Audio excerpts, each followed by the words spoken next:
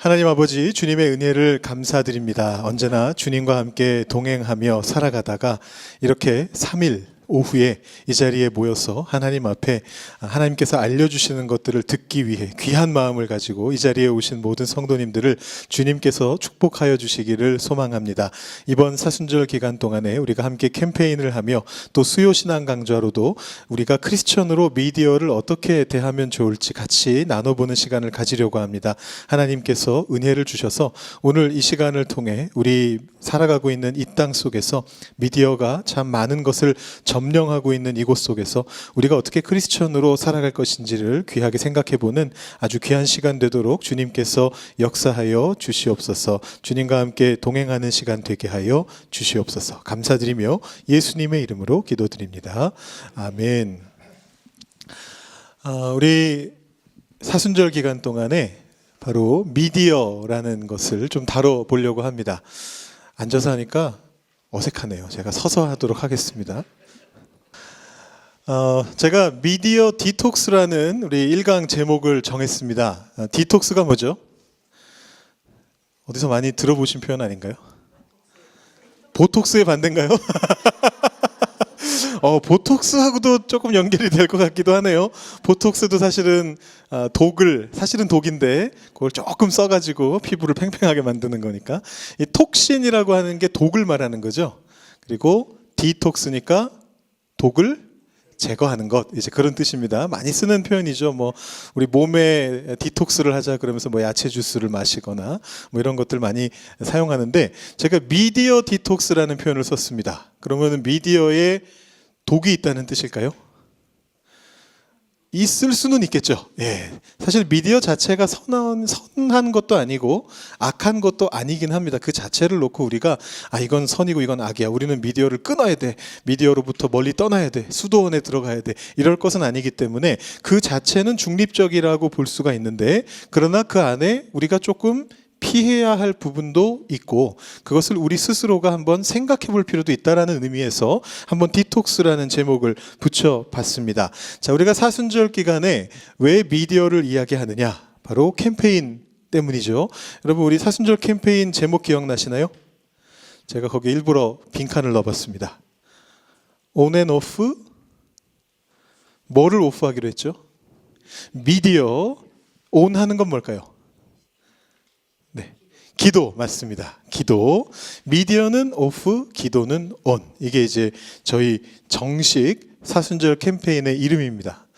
저도 하도 중보기도를 강조하다 보니까 중보기도라고 써놓고 다시 원래 이름을 찾아보니까 그냥 기도더라고요. 그래서 중보기도를 포함한 우리의 기도를 한번 켜보자. 미디어를 조금 줄이자. 이런 이야기를 했습니다.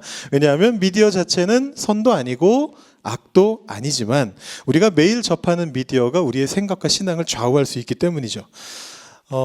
여러분 혹시 알고 계시는 분도 계실지 모르겠는데 제가 대학 학과가 무엇이었는지 혹시 아시는 분 계신가요? 네. 신문방송학과. 어떻게 하셨죠? 제가 말씀드린 적은 거의 없었던 것 같은데 오늘 공개적인 자리에서 처음으로 한번 말씀을 드려봅니다. 제가 신문방송학을 전공했는데요. 이 신문방송학과에 가게 되면 제일 먼저 배우게 되는 사람이 한 명 있습니다. 우리 토론토 출신 인물인데요. 바로 마셜 맥루한이라고 하는 사람입니다. 우리나라에는 맥루한이라는 이름으로 번역돼서 들어갔고요. 실제 발음은 맥클루언에 가까운 것 같아요. 영어권에서는 맥클루언이라고 부르는 것 같은데 이 사람이 1950년대, 60년대, 70년대 이때 학자입니다. 원래 태어나기로는 어디입니까? 에드먼턴에서 태어나고 자라기는 위니펙에서 자라고 그런데 교수는 토론토 대학교에서 교수를 했습니다. 아주 세계적인 언론 학자인데 미디어 학자인데요. 이 마셜 맥루한이 했던 아주 유명한 표현이 있습니다. 혹시 들어보신 적 있으신가요? 미디어는 땡땡땡이다. 한 번도 안 들어보셨나요?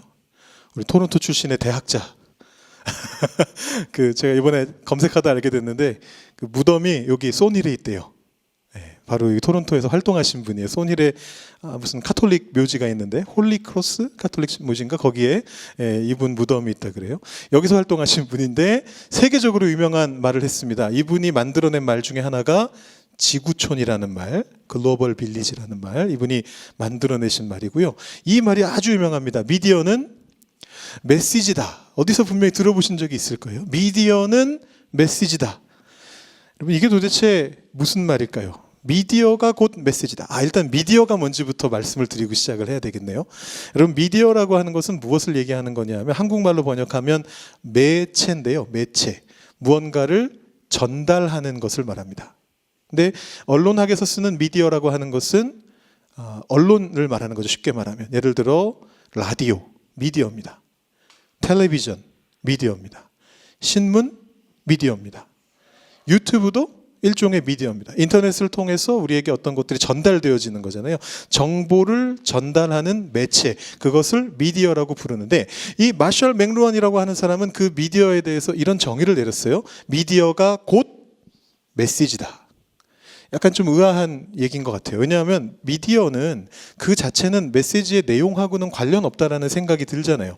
우리가 어떤 좋은 글을 글로 읽든지 종이로 뽑아놓은 데서 읽든지 아니면 우리가 그걸 유튜브 쇼츠에서 보든지 아니면 그걸 텔레비전 방송에서 보든지 내용은 바뀌지 않는다라는 생각을 우리들은 하는데 이분은 다른 얘기를 했어요. 미디어 그 자체의 성격이 메시지의 내용을 규정한다. 이런 말을 했습니다. 내용보다 그것을 담는 형식과 그릇이 무엇이냐에 따라서 그것이 우리의 사고를 지배한다라는 이제 그런 표현을 했는데요. 이분의 입장을 따라서 이야기했던 분 중에 닐 포스트만이라고 하는 분이 있습니다. 이 닐 포스트만이라고 하는 분은 어떤 분이냐면 텔레비전을 비판했던 분이에요. 조금 더 후대 사람인데 마셜 맥루언보다 조금 더 후대 사람인데 이분이 어떤 유명한 말을 했느냐 하면 그런 말을 했습니다. TV 시대에는 텔레비전 시대가 왔습니다. 이때 이 당시에 이제 온 거죠. 닐 포스트만 시대에 텔레비전 시대가 온 거예요. 신문 시대에는 대통령이 될 수 있었던 인물도 텔레비전 시대에는 절대로 대통령이 될 수 없다. 외모가 못생겼다면. 이라는 말을 했습니다. 여러분 동의가 되시나요? 정확하게 이 닐 포스트만이 뭐라고 말했는지 제가 들려드릴게요. 제가 언젠가 한번 설교 때도 말씀드린 적이 있는 것 같은데 닐 포스트만이 정확하게 표현한 건 이렇게 말했습니다.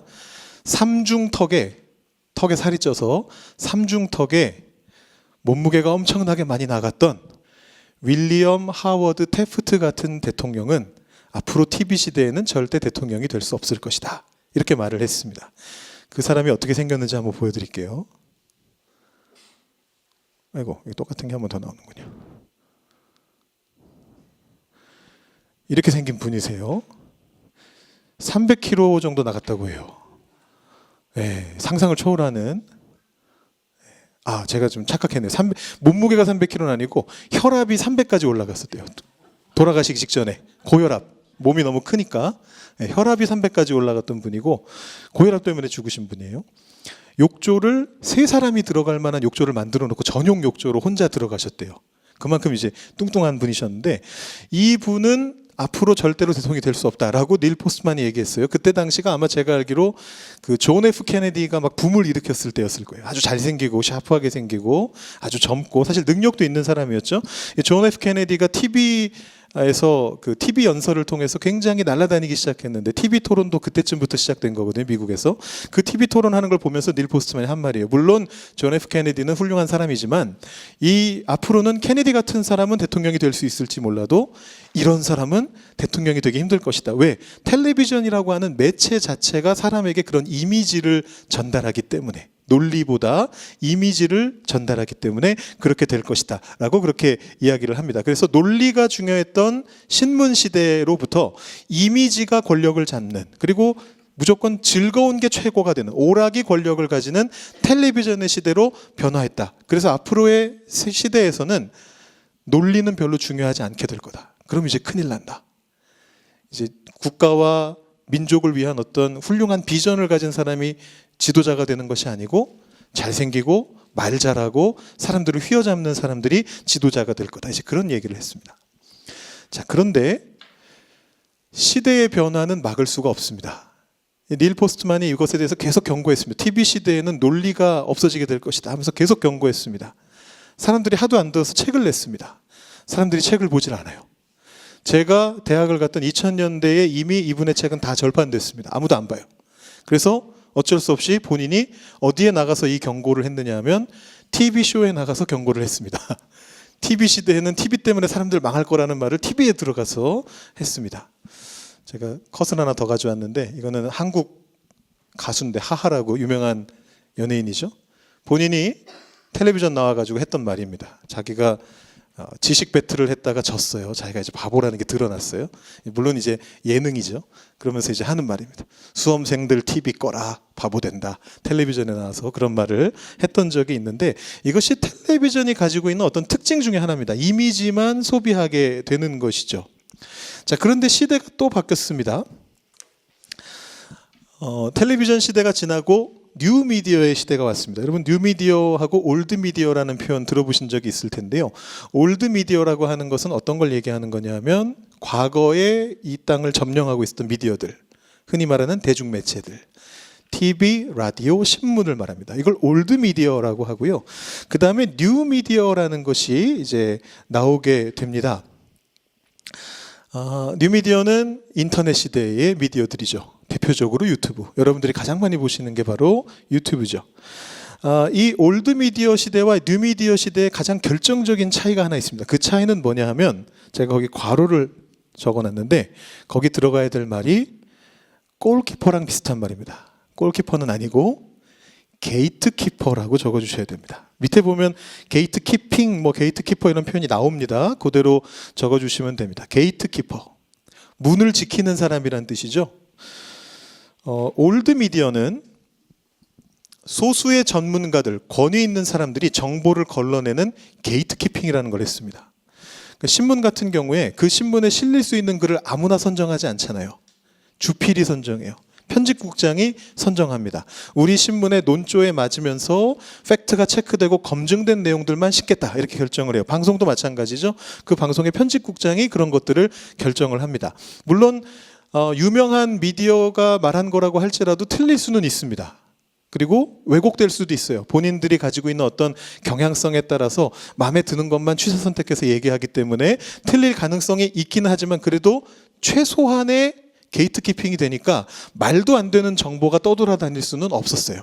그런데 여러분 뉴미디어는 어떻습니까? 누구나 방송국을 차릴 수 있습니다. 제 아들도 차렸어요. 유튜브 방송. 열심히 하고 있어요. 구독자가 62명이 됐대요. 아직 우리 교회 1000명보다는 미달됐기 때문에 제가 맨날 제가 더 뛰어나다 막 이렇게 얘기를 하는데 저는 개인 방송이 아니니까. 근데 제 아들은 개인 방송이니까. 근데 누구나 방송국을 차릴 수가 있습니다. 돈도 안 내고 그냥 방송국을 차릴 수 있는 시대가 됐습니다. 그러니까 게이트키핑이라는 게 없어졌죠. 누가 무슨 말을 해도 그게 사실인지 아닌지를 검증할 수 있는 수단이 없습니다. 그걸 검증하려면 일일이 내가 다시 검색해보고 찾아보고 이게 맞나 권위자한테 가서 물어보고 그렇게 해야 되는데 누가 그냥 이렇게 유튜브에서 슬쩍 지나가는 것들을 그런 식으로 검증을 하겠어요. 그러니까 게이트키핑이 없어지게 됐습니다. 그래서 무엇이 위험해졌느냐 하면 우리 소비자들이 스스로의 게이트키퍼가 돼야 되는 상황이 돼버린 거예요. 이 결과를 제가 빼놓고 지나갔는데 너무나 많은 개인 방송이 생겨나게 되다 보니까 이런 현상이 벌어집니다. 이 경쟁 속에서 살아남으려면 사람들은 어떻게 해야 될까요? 더 극단적인 영상을 만들어야 돼요. 더 자극적인 영상, 사람들의 눈을 끌 수 있는. 그래서 여러분 막 제목 낚시 이런 거 들어보셨잖아요. 썸네일 낚시 이런 거 들어보신 적 있으실 거예요. 유튜브에 보면 썸네일에 뭔가 막 큰일이 터진 것처럼 막 그림이 막 그려져 있어요. 글도 그렇게 적혀 있어요. 아니 세상에 어떤 일이 들어가 보면 아무것도 아니에요. 그냥 말만 그렇게 거창하게 만들어 놓은 거죠. 또 요즘 많이 하는 것 중에 하나가 연예인으로 낚시하는 거죠. 어떤 연예인이 이혼했다. 그래서 깜짝 놀라가지고 들어가 보면 드라마 속에서 뭐 이런 식으로 이제 적어 놓는 거잖아요. 대표적인 이제 극단적이고 자극적인 상황을 만들기 위해서 일부러 그렇게 하는 거죠. 그리고 또 한 가지 특징은 뭐냐면 내 입맛에 맞는 것만 보게 되는, 이건 이제 저희가 3주차 때 다시 한번 자세하게 얘기하겠습니다만 확증 편향이 생겨납니다. 유튜브 알고리즘 같은 게 그렇게 만들어 가잖아요.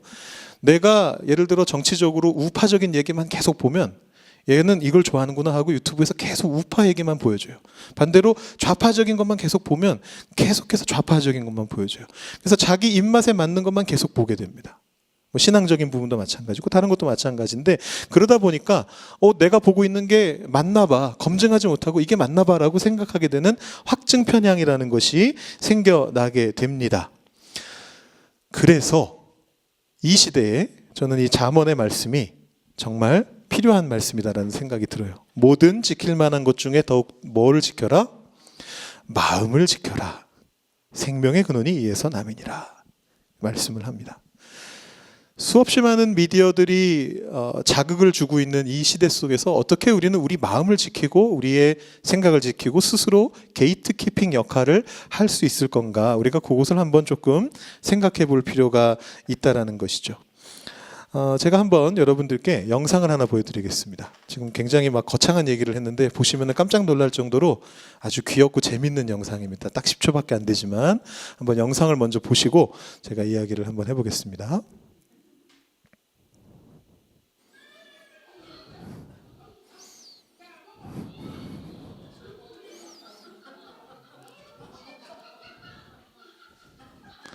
엄청나게 귀엽죠. 제가 이거 처음 봤을 때 와, 귀엽다라고 생각을 했습니다. 혹시 이상한 부분 발견하셨어요? 잠깐 10초 동안 보시면서 별로 발견하신 거 없으시죠? 저도 못 봤습니다. 그냥 이거 귀여운 동물 영상인가 보다 하고, 저희 첫째 딸이 귀여운 동물 영상은 다 수집하거든요. 그래서 제가 보내주려고 댓글을 봤어요. 그랬더니 AI가 만든 영상이래요. 진짜가 아니래요. 혹시 느끼신 거가 있으신가요? 물론 이제 고양이가 어떻게 두 발로 이렇게 그걸 안아서 가느냐, 뭐 이 정도는 의심할 수는 있지만 확실한 증거는 안 되죠. 제가 한번 컷을 몇 장 따봤습니다. 자, 보세요. 자, 여기 계속 나오고 있군요. 뭐가 이상하시죠? 꼬리가 좀 길어졌나요? 두꺼워졌나요? 그런 부분도 있어 보이네요. 여기 엄청난 일이 벌어지고 있는 건 안 보이시죠? 유리를 뚫었습니다. 할머니 팔이 유리를 뚫었어요. 지금 여기 원래 유리가 있잖아요. 두 개가.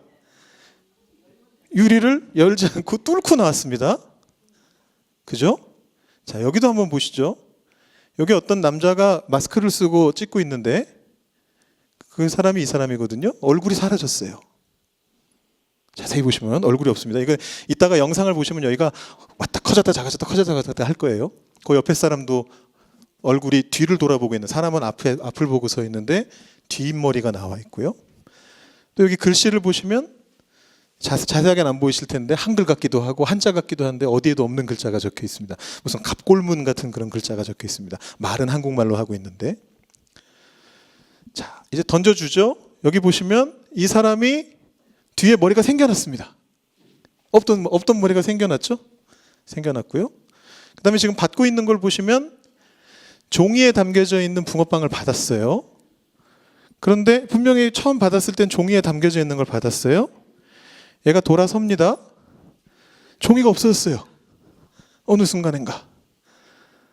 그리고 돌아가니까 확실히 이제 더 이상 종이가 없어요. 완전히 없어져 버렸어요. 그리고 이런 것들을 이제 매의 눈으로 발견한 사람들이 댓글에다가 적어 놓은 거예요. 이거는 AI가 만든 거다. 진짜가 아니다.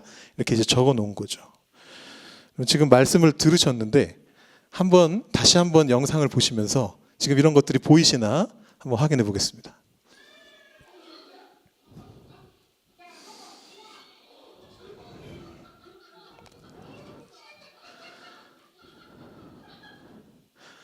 언뜻 봐서는 모르겠죠. 세밀하게 분석하지 않으면 언뜻 봐서는 모를 것 같아요. 진짜 같은 영상이 만들어졌습니다. 뭐 다른 것도 보면 여기 지금 횡단보도 간격도 조금 이상하고요. 자세하게 보면 다 좀 이상한데, 그러나 얼른 봐가지고는 그냥 이거 사실인가 보다, 어디 고양이가 저런 귀여운 고양이가 있나 보다 이러고 이제 넘어가게 되겠죠. 자, 이거는 제가 그 중에 제일 간단한 걸 하나 보여드린 건데, 이거는 뭐 사실 귀여운 영상이니까 보고 넘어가면 되는 거죠. 사실 그런 건데, 만약에 그것이 이런 그냥 귀여운 영상이 아니라 실제 어떤 사람에 대한 얘기라던가, 어떤 유명한 목회자에 대한 얘기라던가, 유명한 어떤 정치가에 대한 어떤 얘기라던가, 아니면 어떤 특정한 진리, 뭐 교리라든가 이런 것들에 대해서 만약에 이런 식으로 슬쩍 바꿔가지고 제공을 한다면 어떤 일이 벌어질까요? 굉장히 위험해지는 거죠. 우리가 이것을 알고 있어야 되는데 AI 제작 영상이 주는 교훈이 뭐냐면 눈에 보이는 것이 모두 진실은 아니다. 원래도 그랬지만 점점 더 심각해지고 있습니다. 게이트키퍼가 없는 세상 속에서는 정교한 어떤 뉴스에 속아넘게 될까요? 가짜 뉴스죠. 여러분 가짜 뉴스라는 말 들어보셨죠? 아주 정교한 가짜 뉴스를 보면서 이게 진짜인가 보다 라고 그렇게 생각하게 될 수 있습니다. 최근에 아주 큰 한국에서 이슈가 됐던 것 중에 하나가 여러분들이 관심 가지실 만한 게 뭐냐면 가짜 의사 영상. 얘기 들으신 적 있으세요? AI로 가짜 의사가 말하는 모양을 만들어낸 거예요. 그리고는 어디 뭐 유명한 서울대 출신 어디 출신 의사다라고 밑에 타이틀을 달고 뭐 전립선에 대해서 뭐에 대해서 주로 우리 어르신들이 관심 많이 가질 만한 그런 주제의 건강에 대해서 이렇게 해야 됩니다라고 말을 했는데 다 틀렸던 그런 영상을 수십 개를 올려가지고 돈벌이를 하는 이제 그런 영상도 나왔었습니다. 건강에 대한 거, 정치에 대한 거, 신앙에 대한 거 여러 가지 것들에 대해서 이제 우리가 더 이상은 뭐가 진리인지 구분하기가 참 힘든 그런 시대가 왔습니다. 뉴미디어 시대의 특징이고요. 아주 굉장히 자극적인 영상들이 더 인기를 끄니까 어쩔 수 없이 자기도 모르게 속아 넘어가게 되는 이제 그런 상황들입니다. 이때 우리가 가지고 있어야 될 하나님의 말씀은 아마도 잠언 14장 15절 말씀인 것 같아요. 어리석은 자는 온갖 말을 믿으나 슬기로운 자는 자기의 행동을 삼가느니라. 어떤 것들을 보시게 됐을 때 그거를 내가 검증해 보기 전에는 일단은 그냥 나 혼자 알고 넘어가는 거죠. 이런 게 있으니까 빨리 사람들에게 알려야겠다. 여러 사람들한테 확인되지 않은 사실을 전파하기보다는 그냥 자기의 행동을 삼가면서 다음 단계가 어떻게 될지를 생각해 보는 그런 것이 필요하다라는 것입니다. 제가 나중에 3주차 때 이 주제를 조금 더 깊이 실제적으로 좀 들어가 보도록 하겠습니다. 그런데 지금은 일단 첫 주니까 우리가 이 정도로 현상을 파악하고요. 이런 현실 속에서 우리 크리스천들은 그러면 뭘 해야 하는가? 그 부분에 대해서 원리에 대한 것을 오늘 좀 말씀드리도록 하겠습니다. 여러분 뒷장으로 한번 넘어가 보시면요. 우리 크리스천은 어떻게 봐야 하는가가 이제 나와 있습니다.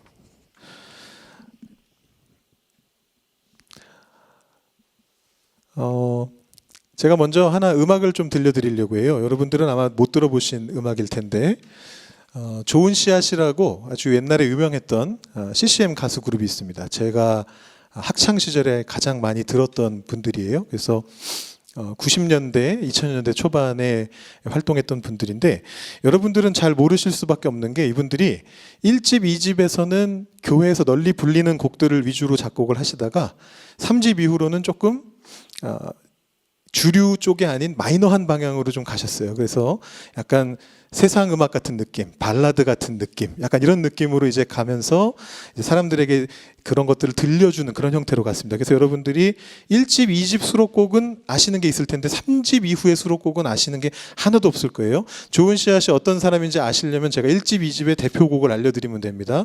여러분 분명히 들어보셨을 거예요. 아침에 주의 인자하심을 아시죠? 아침에 주의 인자하심을 그 노래하고 하늘을 바라보라 하늘을 바라보라 옛날에 많이 불렀던 노래고요. 아침 안개 눈앞 가리듯 그 다음에 2집에서 유명했던 곡은 오직 주만이 나의 영혼이 잠잠히 지금도 교회에서 많이 부르고요. 또 하나가 하나님이시여 하나님이시여 이 노래도 굉장히 많이 불렀던 노래인데 이런 곡들을 교회에 알려주신 곡들인데 나중에 이분들이 조금 더 약간 발라드 느낌으로 그래서 세상과 소통하는 쪽으로 많이 가셨어요. 그래서 5집에는 더 좋은 세상이라는 노래를 내셨는데 의도적으로 예수님의 이름을 뺐습니다. 그라고만 표현을 했고 그 노래가 당시 최초로 여러분 잘 아시는 당신은 사랑받기 위해 태어난 사람보다 먼저 지상파 방송을 탄 적이 있습니다. EBS 환경보호 캠페인에 이제 캠페인송으로 쓰였던 적도 있는 그런 분들인데, 이분이 두 분이 7집에서 이런 노래를 넣었습니다. 매일 어둠과 싸우는 세상이라고 하는 노래인데요. 여러분 취향하고는 조금 안 맞으실 수 있지만 제가 한번 1절만 한번 들려드려 보겠습니다.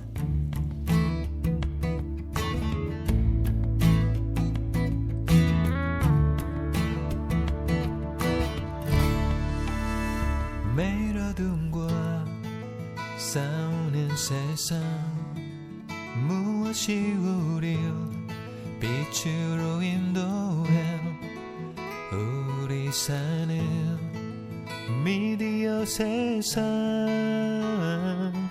그 속에 작아진 우리 자유, 예수의 보혈 그 능력의 피가 모든 죄에서 날 자유케 하리.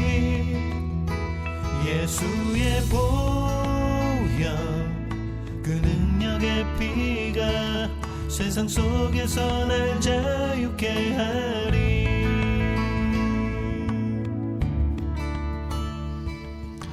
벌써 괄호를 채우신 분이 계십니다. 굉장히 눈치가 빠르신 분들이신데 네, 우리 사는 미디어 세상, 그 속에 작아진 우리 자유. 제가 이 노래를 듣고 충격을 받았던 이유는 제가 아까 말씀드린 대로 신문방송학과를 다니고 있을 때였거든요. 2001년에 나온 노래인데 제가 알기로 그때나 지금이나 현재까지도 찬양 가사 중에, 물론 CCM입니다만 찬양 가사 중에 미디어가 들어가는 찬양은 본 적이 없는 것 같아요. 제가 신방과를 다니면서 굉장히 충격을 받았어요. 왜냐하면 이 미디어라고 하는 것이 우리 세상을 점령하고 있는 게 너무 사실인데, 현실인데, 어떤 찬양도 우리가 살아가는 세상의 미디어에 대한 얘기는 하지 않아요. 물론 뭐 하나님께만 찬양 드리고 하면 좋은 거긴 하지만 우리의 현실에 대해서 좀 생각을 덜 하지 않았나, 이런 생각이 드는데, 이때 미디어 세상, 그 속에 작아진 우리 자유, 이런 가사를 들으면서 제가 충격을 받아가지고 거의 제 주제곡처럼 부르고 다녔던 그런 기억이 있습니다. 신방과에 다니면서 그랬던 기억이 있는데요. 사실은 우리가 끝없는 정보의 홍수 속에 살면서 정작 복음을, 진리를, 사랑을 듣고 말할 자유를 잃어가고 있죠. 우리가 아까 말씀드렸던 현상을 기억해 보시면 수없이 많은 방송들이 있고 수없이 많은 정보들이 있고 그 안에서 살아남기 위해서는 아주 시끄러운 소리를 내야 돼요. 자극적인 낚시질을 해야 돼요. 그런데 정작 정말 중요한 것들은 사실 평범한 것들이거든요. 뻔한 것들이거든요. 예수님의 복음, 예수의 진리, 예수님의 사랑을 말하면 사람들이 별로 관심을 안 가집니다. 더 자극적인 게 많기 때문에. 그래서 우리가 이 세상을 살아가면서 자유가 줄어들었습니다. 그렇다면 우리가 살아가고 있는 미디어 세상 속에서 우리 크리스천은 미디어를 어떻게 사용해야 될까요? 제가 두 가지 원칙을 먼저 제공해 드립니다. 이 원칙을 가지고 우리가 앞으로 3주 동안 좀 살펴볼 겁니다. 첫 번째는 통제와 절제입니다. 고린도전서에서 바울은 2번이나 이런 표현을 씁니다. 모든 것이 내게 가하나 다 유익한 것이 아니다. 6장에서도 얘기하고요. 나중에 10장에서도 한 번 더 얘기합니다. 모든 것이 나한테 가하다. 오케이. 다 좋다. 그러나 다 유익한 것은 아니다. 라고 그렇게 이야기합니다. 그래서 6장에서는 내가 무엇에든지 얽매이지 않겠다라는 그런 표현을 쓰고 10장에서는 내가 남을 위해서 나의 것을 일부러 절제하겠다라는 그런 표현을 사용을 합니다. 첫 번째 원칙은 이것인데요. 모든 것이 가하기는 하지만 미디어를 즐기는 게 바로 죄는 아니죠. 우리가 무슨 유튜브 쇼츠를 본다고 해서 그거를 죄라고 말할 수는 없습니다. 그렇지만 그것이 가하지만 내 영혼에 모든 것이 유익하지는 않다라는 것을 알고 지키겠다라는 것이죠. 여러분, 이것을 제가 믹스커피의 비유로 한번 가져와 봤습니다. 혹시 믹스커피 좋아하시나요? 한국 사람들이 믹스커피랑 맛이 비슷해서 제일 좋아하는 우리 팀홀튼의 더블더블 같은 그 달콤한 그 맛, 우리가 빠지기 힘들죠. 계속해서 먹게 되고 그런 겁니다. 자, 믹스커피를 먹는 게 죄일까요? 아니죠. 믹스커피를 먹는 게 죄는 아닙니다. 자, 그 잘못은 아니에요.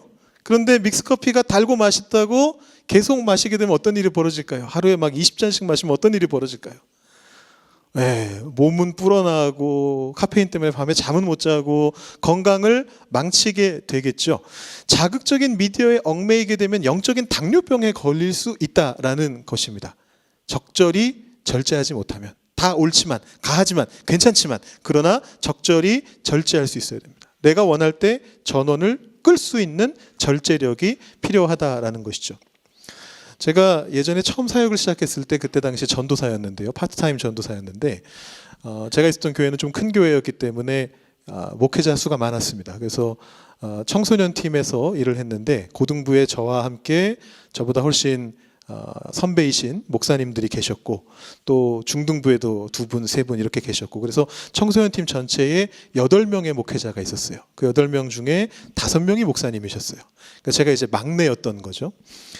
그런데 4분이 목사님이시고 4분이 전도사인데 그 중에서 제가 막내였습니다. 근데 어느 날 우리 사순절을 맞이해서 저희가 하고 있는 미디어 금식하고 비슷한 거를 해보자 이런 얘기들을 이제 목사님들이 하시는 거예요.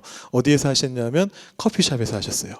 이 목사님들이 다 커피를 너무너무 좋아하셨어요. 그래서 믹스 커피 말고 당시 이제 유행하던 이제 아메리카노 이런 거를 이제 주로 드시려고 이제 커피숍에 가서 같이 회의를 하고 있었습니다. 근데 그때 주제가 뭐였냐면 미디어 금식, 기호품 금식. 그래서 자기가 좋아하는 거를 잠시 내려놓는 시간을 가져보자. 저희가 이번에 하는 거랑 비슷한 거죠. 근데 이분들이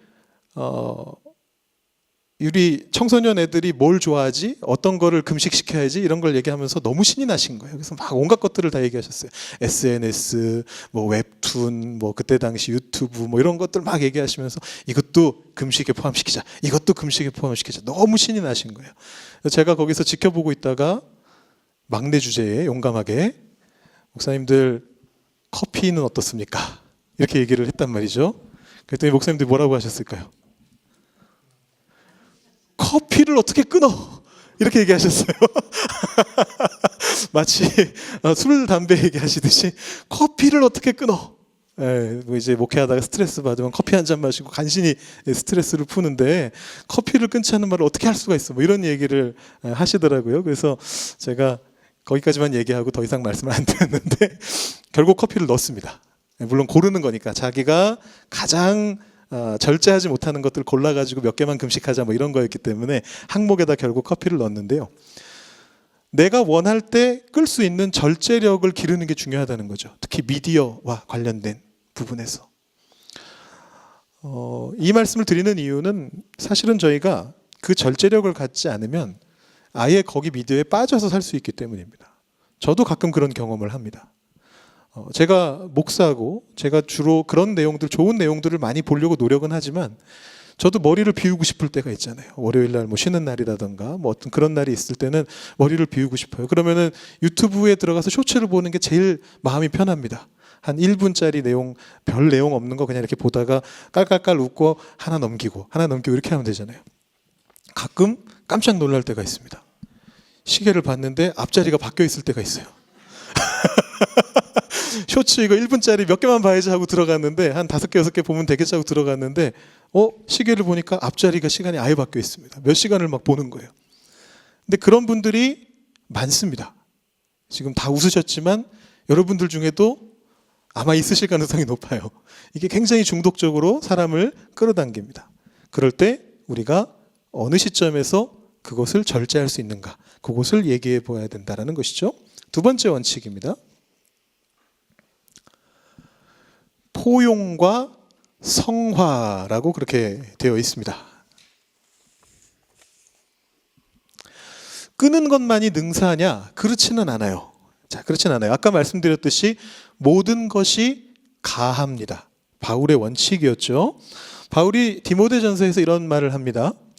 하나님께서 지으신 모든 것이 선함에 감사함으로 받으면 버릴 것이 없나니 하나님의 말씀과 기도로 거룩하여짐이라. 정말 유명한 말씀이죠. 여러분 아마 다 거의 반 외우시는 말씀일 텐데요. 디모데전서에서 바울이 하나님이 지으신 모든 것은 기본적으로 선하다. 물론 사탄이 그걸 오용할 때가 있죠. 그런 경우가 없다는 얘기는 아닙니다. 그렇기 때문에 두 가지를 얘기하는데 첫 번째는 감사함으로 받아야 되고 감사한 마음으로 받아야 되고 두 번째는 하나님의 말씀과 기도로 거룩하게 만들어서 사용해야 된다라고 그렇게 이야기합니다. 제가 그 두 가지를 포용과 성화라고 한번 적어봤어요. 포용이라고 하는 것은 감사한 마음으로 그것을 받아들이는 것이고 이것이 내가 일해가지고 얻은 건 아니고 내가 잘나서 받은 건 아니지만 하나님께서 이렇게 귀한 것들을 많이 주셨으니까 하나님 앞에 감사하는 마음으로 그걸 받는 것이고 두 번째는 그것을 하나님의 말씀과 기도로서 거룩하게 만들어서 사용해야 된다라는 겁니다. 제가 여기도 비유를 하나 넣어봤는데 식칼 비유를 한번 들어봤습니다. 칼 비유입니다. 칼이 강도의 손에 들리면 흉기가 되죠. 그런데 의사의 손에 들리면 생명을 살리는 도구가 되죠. 어머니의 손에 들리면 맛있는 음식이 나오겠죠. 아버지의 손에 들리면 맛없는 음식이 나올 수 있겠죠. 그런 거죠. 네. 나쁘게도 쓸 수 있고 좋게도 쓸 수 있습니다.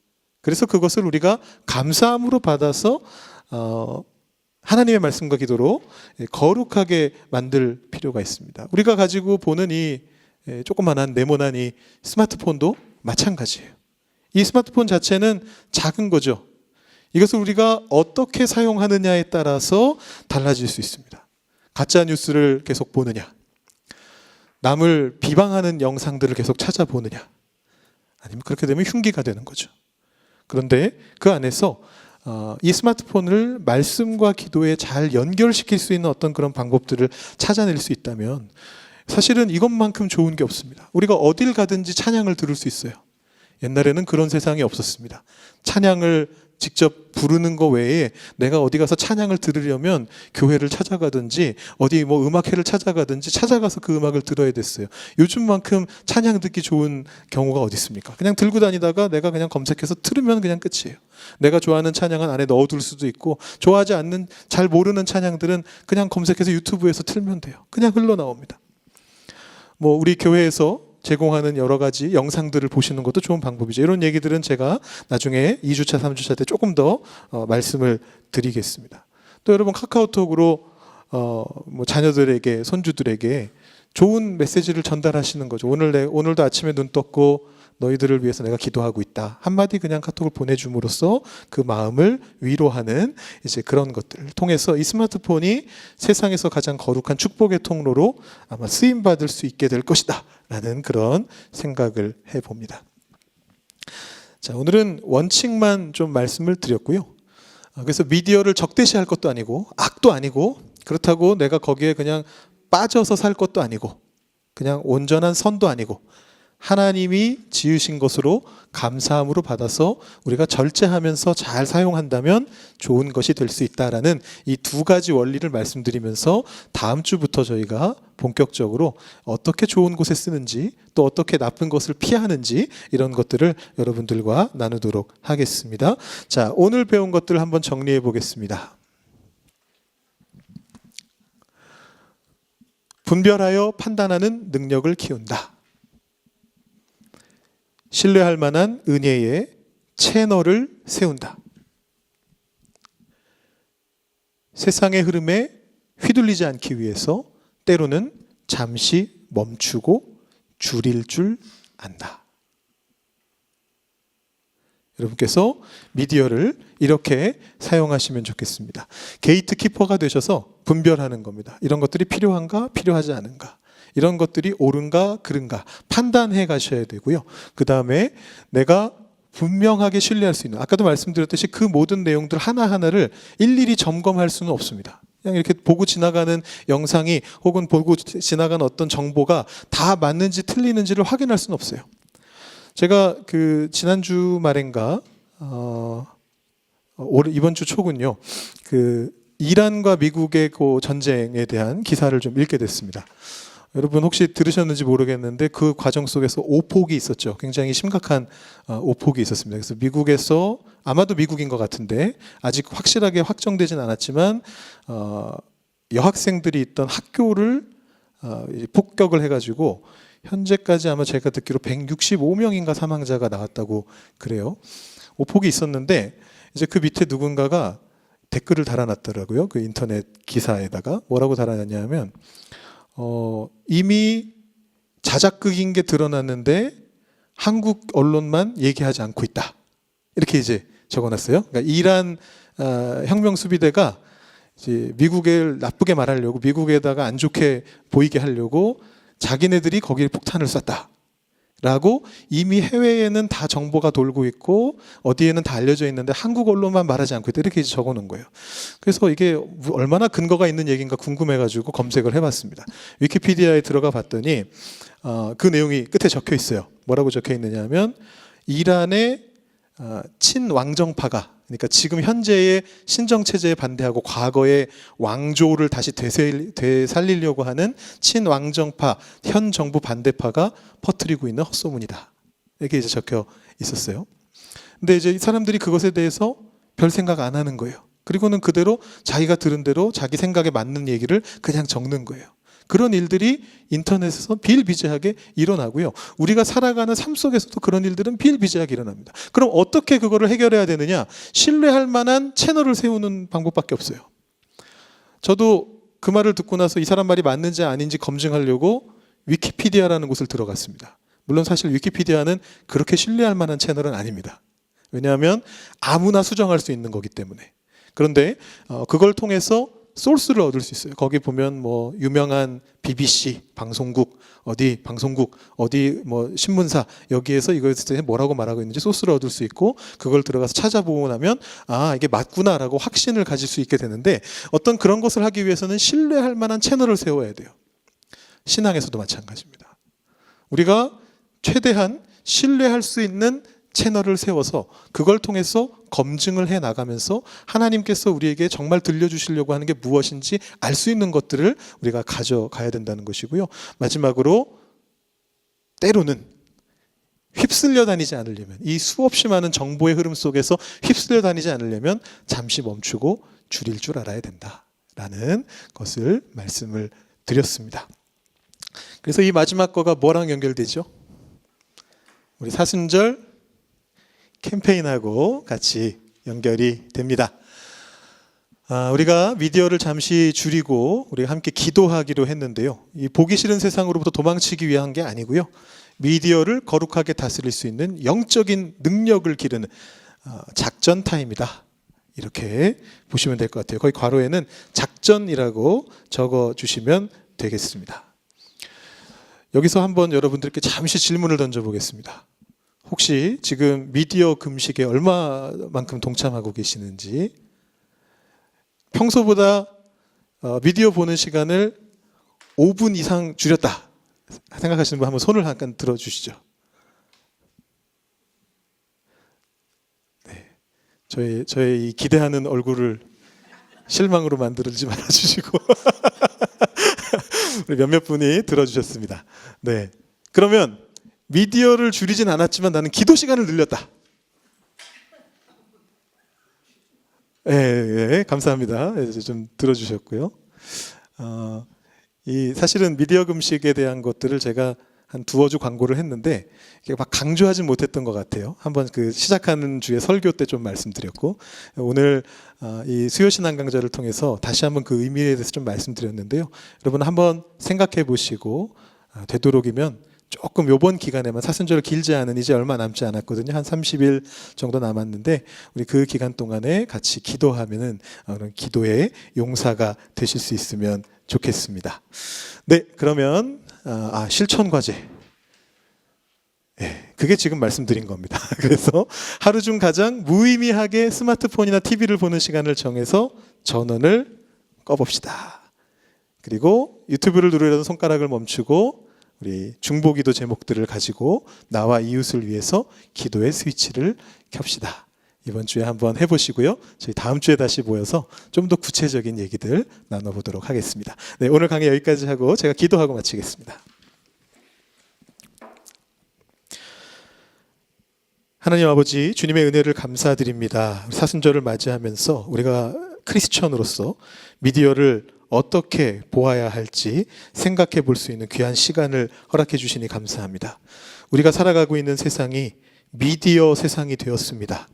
우리가 살아가는 이 미디어 세상 속에서 휩쓸리지 않게 하시고 내가 먼저 참된 수문장이 되어서 분별할 수 있는 우리 크리스천들 될 수 있도록, 성도님들 다 되실 수 있도록 주님 인도하여 주시옵소서. 내 손 안에 있는 이 작은 스마트폰을 내가 제어하면서 하나님의 말씀으로 거룩하게 만드는 삶을 살아갈 수 있도록 주님 인도하여 주시옵소서. 사순절 기간 동안 헛된 것들의 전원은 끄게 하시고 생명을 살리는 기도의 스위치를 켜는 우리 모두가 될 수 있게 하여 주시옵소서. 감사드리며 예수님의 이름으로 기도드립니다. 아멘. 네, 마치겠습니다. 감사합니다.